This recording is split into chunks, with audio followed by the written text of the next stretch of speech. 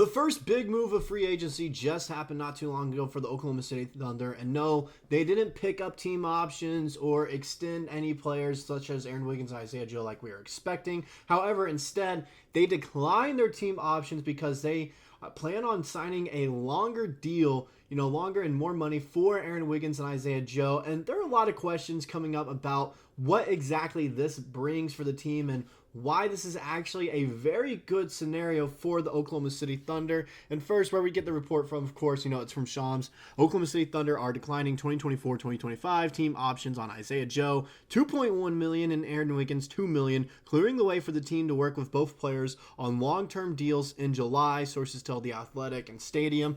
So as you can see there, all right, working towards some longer-term deals for both Wiggins and Joe. My guess, all right, before we get into this, my guess is what they're going to do. They're going to offer them both 3-year deals, okay? That's what I could see. 3 or 4 year deals.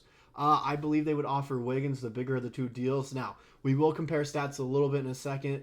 Let me rephrase that. We won't compare, all right? We'll look at the stats. I don't want you guys comparing or anything because both these guys bring different things to the table than one another. Isaiah Joe, a spot up three-point shooter, one of the better three-point shooters in the league. Aaron Wiggins is kind of, jack of all trades in my opinion. He can play defense well, he can play offense well, playmaking as well, everything about him, he does it at a very good rate. He does it well, which makes him valuable in my eyes, the better player, but it is very close between the two.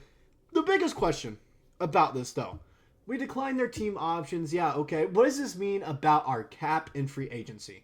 What does this mean for us? Okay, are we still going to have enough room to go sign someone, backup center in free agency because we're still lacking in the size department? Well, yes, we will. All right, look right here.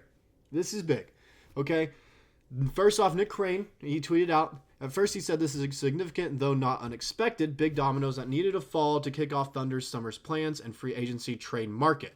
Then he said OKC can still spend upwards of $30 million in cap space before inking these two on new deals via free agent rights. So as you can see there, all right, we can still spend the $30 million in cap and then go in the second apron tax and go over the salary cap to re-sign both these guys since they were already on our team. And that is huge for us because that means if we want to, we can go ahead and spend all $30 million and still have the flexibility and room to re-sign Wiggins and Joe on the team to long-term deals. That is big for us. And so the question is, are we still going to be able to go out there and get Hartenstein? At first, I was worried. All right, when I saw the notification and saw that, I was like, ooh, they're probably going to take up close to, my guess, anywhere from, close to anywhere from 18 to probably 25 million in, cap space. Then I was thinking, okay, actually, it won't be nearly that much because we can use our second apron tax and everything and use that for them to re-sign them, and it allows us to still go get a guy like Isaiah Hartenstein, and get that third player to come, or not third, that second player to fill up all 15 roster spots, and then boom, that's what we do in free agency. Everything's done. Or we can also trade for someone else, and they can take up whatever space that we have left in the cap after hopefully signing Isaiah Hartenstein, because that agenda is still going on because it is not done yet, okay? Everyone was concerned about that. They saw, we're going to have to re-sign Joe and Wiggins now. That's going to take a good amount of room. Isaiah Hartenstein is probably not coming to the Thunder. There's still a very good chance that happens, all right? We're still the best fit for him, and we can still offer him the most amount of money compared to any other team, all right? I still see us offering him close to a 2-year, $50 million deal. Anyway, I could see us offering $20 to $25 million per year for him. I see that, and that's still possible, and that can still happen. Now, is it worth it keeping these two guys? First, I'm going to go and say, no matter what, before we even get into the stats here, it is worth it, okay? But since they're up here, we'll go and talk about it. Aaron Wiggins right here, 7 points a game, 2 rebounds, 1 assist, almost a steal a game, less than a turnover a game, 1.2 fouls per game, 56% from the field, so he's a very efficient shooter, and then 49% from behind the arc, almost at 50% there, and so he shoots the ball at a very efficient rate, and that's because he takes the shots he knows he can make. He's not going to put up shots. He's not going to feel like he's forced to shoot anything at all. If he knows he can make a shot and has a very good chance of making it, he's going to take that shot. That's why he's averaging 7 points a game, all right? And that's why his field goal numbers are so high, 56 and 49 respectively. He's 6'6", 25 years old, so he's still younger, okay? Still younger, decent size as well. Realistically, he's probably a shooting guard. He's listed as a small forward, and I don't mind that at all. I don't mind him playing the 3 on our team at all. He shoots 40% on corner threes, and 96% of his threes are assisted. 33% of all his shots are threes, and so about a third of his games, about the third of the shots he puts up, are three-pointers, and I'm not mad about that. If you're shooting it at a 49% clip, go ahead. Take as many three-point shots as you want. And speaking of taking as many three-point shots as you want, let's go ahead and talk about Isaiah Joe here, okay? 8 points a game, 2 rebounds, 1 assist, about half a steal a game, half a turnover a game, 1 foul per game, 45% from the field, so not as efficient as Wiggins, but 41% from behind the three-point line, and that's where majority of his shots are going to be because he is our sharp shooter. 6'4", he's really a shooting guard for us, 24 years old. He's about to be 25, so happy early birthday to Isaiah Joe in, 2-3 days? Something like that. Something like that. He shoots 41% on corner threes, 96% of his threes are assisted, and 72% of all shots are three-pointers. He is our spot-up shooter. He is our catch-and-shoot guy, our three-point specialist. And this is when people are talking about, okay, all right, this is when people are talking about, I'm going to go and bring it up. Okay, we have the cap space and everything. Is Klay Thompson an option? No. Why would Klay Thompson be an option with Isaiah Joe? All right? Why would he be, we already have him at a younger, rate and on a cheaper contract, and they'd be doing the same things. Klay Thompson wouldn't be a starter for us. That's why Isaiah Joe, yes, re-sign him, and it still gives us all that room in cap to go after a center. That is huge for us. Aaron Wiggins, all right. Are there other guys that are all-around guys that you could probably get that have, defined themselves already in the league? Maybe. There probably is. There might be. However, Aaron Wiggins, when we looked at it, he's 25 years old. He's still young, and it's going to be on a friendly contract as well. I could see it 10 to 12 million per year for him. I realistically see that for 3 years, okay? Isaiah Joe, I can see it 8 to 10 million per year for him. I just see it a little bit less because Isaiah Joe is kind of, I don't want to say one-trick pony, but he's mainly offense, all right? That's what he mainly excels in. That's what he focuses in. And realistically, it's just the three-pointer is what we need him for. And he does elevate our three-point game to another level, having him on the team.